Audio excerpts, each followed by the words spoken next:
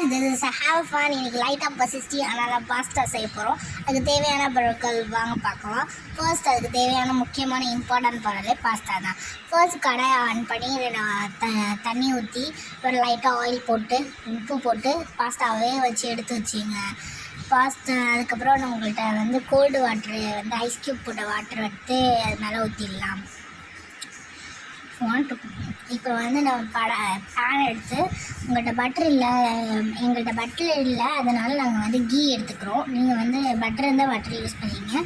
அப்புறம் கார்லிக் கொஞ்சம் 4-5 நீங்கள் கட் பண்ணி எடுத்துங்க சின்ன சின்னதாக. அதுக்கப்புறம் இது மைதா மாவு 1 ஸ்பூன் போட்டுங்க. அது நீங்கள் ப்ராப்பராக கட்டி இல்லாமல் பண்ணுங்கள். நாங்கள் லைட்டாக கட்டி ஆகிடுச்சு. அதுக்கு நாங்கள் மேஷஸ் வச்சு மடிச்சிட்டோம்.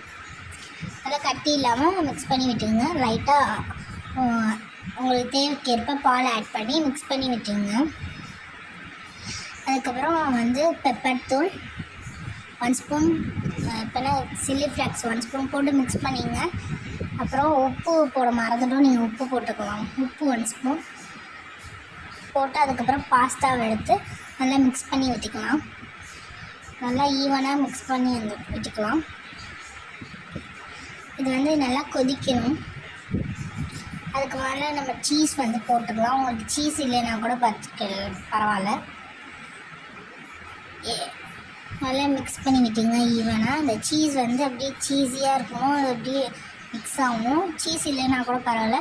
இதில் நம்ம குடமிளகா, கேரட், அப்புறம் பீன்ஸ் என்ன வேணால் உங்களுக்கு எது பிடிக்குமோ நீங்கள் போட்டுக்கலாம். அதுக்கப்புறம் நம்ம நல்லா கொதிச்சு லைட்டாக வாட்டர் ஆட் பண்ணணும். நல்லா கொதிச்சு சூப்பரான எம்மியான பாஸ்தா ரெடி.